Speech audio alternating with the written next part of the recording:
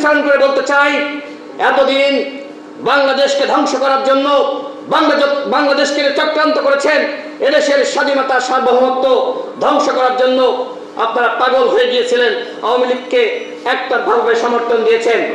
এখন আপনাদেরকে বলতে চাই, বাংলাদেশকে নিয়ে যে ষড়যন্ত্র আপনারা করেছিলেন, আপনাদেরকে বাংলাদেশের জনগণের কাছে ক্ষমা চাইতে হবে। একজন সাংবাদিকের সাথে দেখা করতে গিয়েছিলাম, তিনি আমাকে কিছু ছবি দেখালেন, দেখিয়ে বললেন যে রাশেদ ভাই দেখেন, এই অস্ত্র বাংলাদেশের কোনো বাহিনী ব্যবহার করে না। আমি তথ্য পেলাম তার কাছ থেকে, যখন সরকার পড়ার মতন অবস্থা, অর্থাৎ সরকার নিয়ন্ত্রণ হারিয়েছে, তখন ভারত থেকে ব্ল্যাক ক্যাট 200 জনকে বাংলাদেশে ঢোকানো হয়েছিল। আপনারা দেখেন নাই এয়ারপোর্টে পালিয়ে যাচ্ছে, এরা কারা পালিয়ে যাচ্ছে, ভিডিও দেখেন নাই?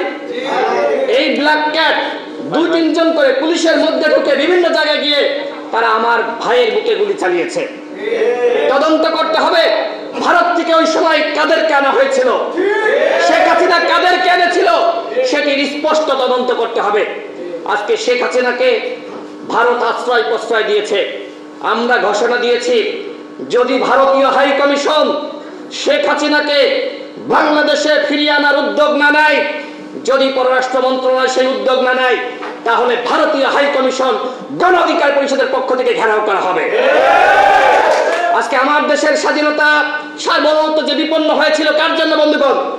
ভারতের জন্য।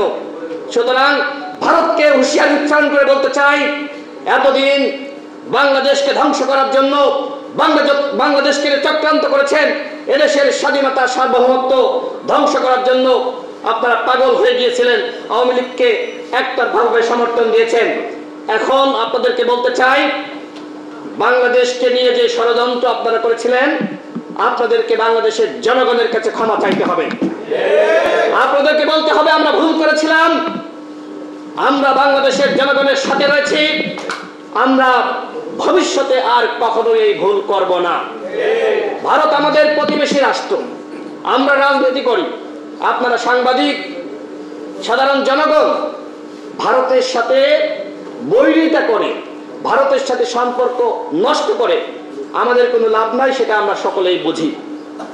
যে কারণে আমরা ভারতের সাথে সম্মান এবং মর্যাদার সম্পর্ক চাই, ভারতের সাথে আমরা ভারসাম্যপূর্ণ সম্পর্ক চাই। এই সম্পর্ক উন্নয়নের দায়িত্ব ভারত সরকারের। সুতরাং এই মোদী সরকারকে বলবো, বিজেপি সরকারকে বলবো, আপনারা দুঃখ প্রকাশ করুন।